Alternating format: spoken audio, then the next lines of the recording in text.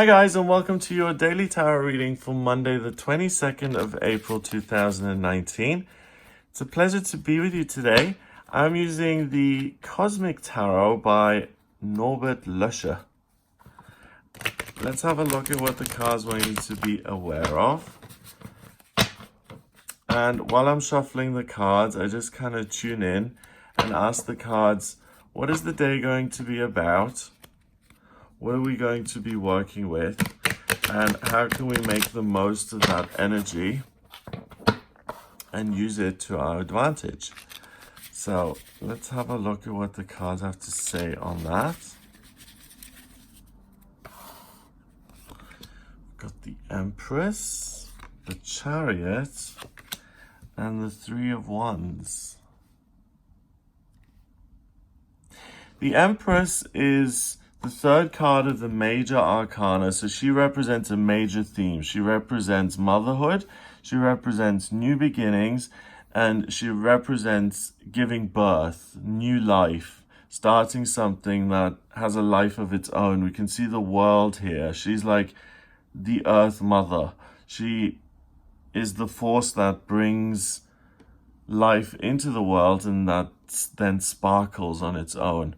The Chariot is also a major arcana card. When it's this way around, it represents victory and success and triumph, but it's in reverse. So it means the opposite. It means failure, and using your self-will is not going to lead to a happy outcome.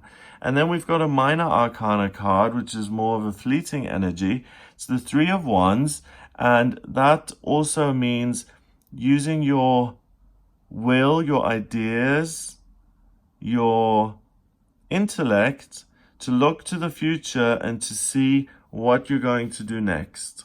So let's have a look at what all this means. First of all, the Empress indicates that something is coming into your life that has a life of its own. Something appears. We can see this bird here with a ruby in its mouth. Is it a ruby or a cherry? It looks more like a ruby to me. It looks like treasure. She's covered in jewels and she's wealthy. And the symbol of that is abundance and prosperity, because she creates prosperity. She's got a hat on with the stars. She's connected to the higher realms. She is something that comes from the higher realms. She's a spiritual law. That's what she represents. She is the energy of the mother that gives life, and life comes to her. So she gives it out, and then birds bring her rubies and jewels because she is creating all of this good stuff. So she gets it back, which is a spiritual law of the universe. So you'll be dealing with something that comes in. It could be positive or it can be negative. Usually with the Empress, it's positive. It's a positive new beginning. It's an opportunity. It's a wonderful new start. The Chariot in the middle, though, is a little bit of a concern because he's also under a canopy of stars. Do you see that? So the orange hat means that he's got control, but he's listening to his higher self, and he decides to go on a mission to start something new and to ride to victory and success and to have a triumph in his life. Now, even though he's meditated on it, even though he's got control over the horses and the chariot and things are all in place, he couldn't have done anything differently. Things are not going to go right. Things are going to be topsy-turvy. They're going to be upside down. They're not going to work in the way that he feels they ought to work. So something goes wrong. Maybe he misses the mark, or he's too late to succeed. He shows up an hour late and everything's closed already. Or he's got an idea that's totally inappropriate and everyone just rejects it and forget it. You can't be involved in this new project because you were misinformed. You've got no idea what we're talking about. So there's a failure that's likely to happen, and that leads to the Three of Wands, which means looking to the future and seeing how you can progress. Now, this woman, she isn't looking out at the environment and at the horizon. She isn't looking how she can make progress by looking at those trees over there. The card usually is a man who is on top of a mountain looking out to sea, and there are ships, and he's looking at his options in terms of where to travel. This woman is doing yoga, and she's got these lotus flowers, and the sun is also a kind of lotus flower. And what she's trying to do is she's trying to connect with her real power. She's trying to find her real identity. And that then, when she channels that down, that's going to open these 3 lotus flowers in front of her. And she's kind of performing this magical ritual, which is going to create a doorway for her to move through. So today, listening to your guidance and taking something that comes into your life and responding to it is, even if you check in with your intuition, is unlikely to succeed. Maybe it's too big a thing that's come in. Maybe the scope is way out of your reach. It's just something that overwhelms you and that's too much for you. And if you react straight away, you're going to plunge. You're going to fail. You're going to miss the mark. And she's not in a hurry, the 3 of Wands. She doesn't just immediately hop on her chariot and go forward. She's received this new thing. She doesn't know what quite to make of this new presence, this new piece of information in her life. And she meditates on it. And she asks the sun, so her identity, to really come through and to digest it and to understand what's really happening. What's going on here? What am I galloping towards? What is this thing that I've received? How do I respond?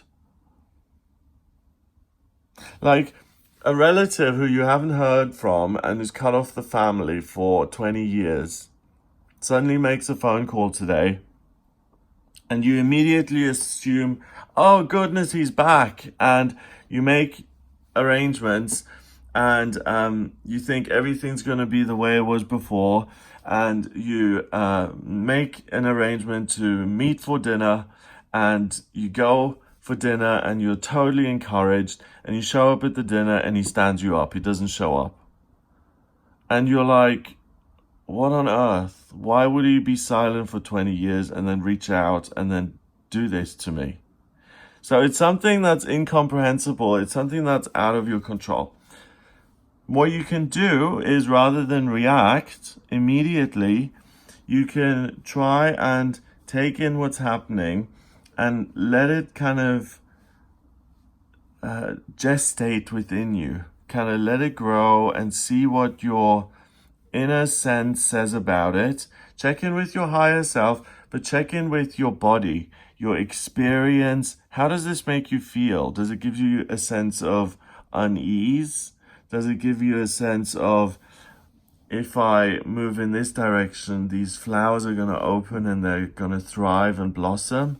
Or do you get the sense that if I accept this gift, then these lotuses are going to be taken away from me, and I'm going to be chained to this other person because it's a hidden attempt to chain me and almost blackmail me because I accepted this gift. These people then have proof that I did something wrong.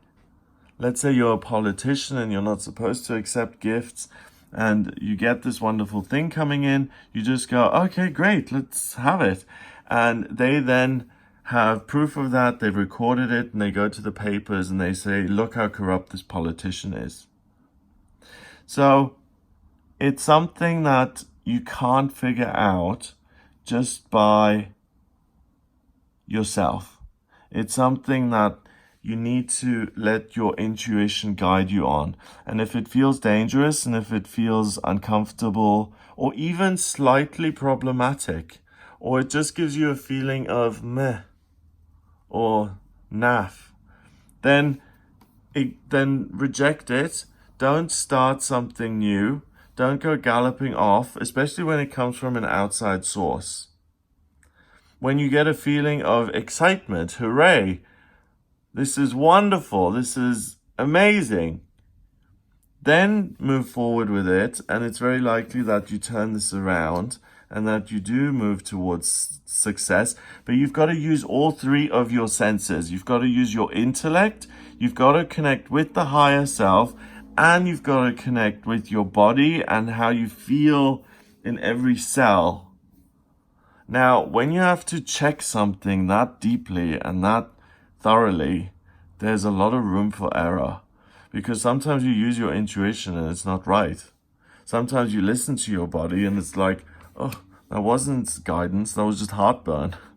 I'm not trying to make a joke out of this, but, we're not always right. And if something is this difficult to figure out, then it's better to leave it. Like when an alcoholic is on the verge of a relapse and they stand in the supermarket and they've been sober for a year and they stand in the booze aisle and they stand there for 30 minutes trying to decide, should I get this bottle of gin or not? Am I going to be able to drink normally, or am I going to relapse again and just go back to where I was?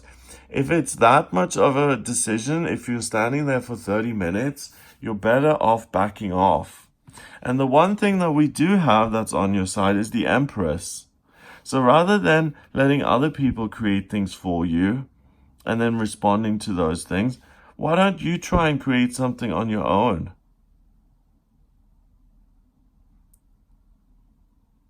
So I'm telling you to focus on your gifts, on your light, on your ability to produce and create, rather than focusing on other people so much and what they're trying to do. Be your own best friend today and keep your own counsel. That's my guidance to you. 3 and 3 is 6, and 7 is 13. 1 and 3 is 4, and 4 is stability and structure. So nothing's really happening, and if you want to maintain your stability and structure in life, don't get pulled into something that you have no idea about, and don't go around trusting everybody, thinking everyone has your best interest at heart, especially if you're totally in the dark about what you're doing and what you're getting involved in, because there may be the potential for you to get yourself into trouble or to find yourself in a position that you had no intention of being in, and suddenly you're there and it's like, what? Now I have to deal with all of this and unravel it and prove my innocence and blah, blah, blah. So keep your own counsel. If something is unclear, delay it. There's nothing wrong with saying, I'll need to look over this, and I will get back to you on Wednesday or on Thursday. And if they say, well, this is a one-time opportunity, if you don't react today and you don't take this chance, it's super urgent, then you're going to miss the opportunity, then miss the opportunity. It's better than getting sucked into something, because if it's that urgent and if they put that much pressure on you, you're very likely to fail. So remember the structure that you've got and listen to your own inner sense of stability and security. Have a wonderful day. Have a really solid start to the week. If you would like a personal reading with me, please get in touch via my website. It's gregoryscott.com. Click on the readings tab to audio reading. I use astrology, tarot, and numerology in my personal readings, and that gives me an overview of your vocational aptitudes, your life purpose, love, money, health, travel. If you have any questions, I can answer those. So just head over to the website, gregoryscott.com, to audio reading. Please hit the subscribe button, and I'll speak to you tomorrow.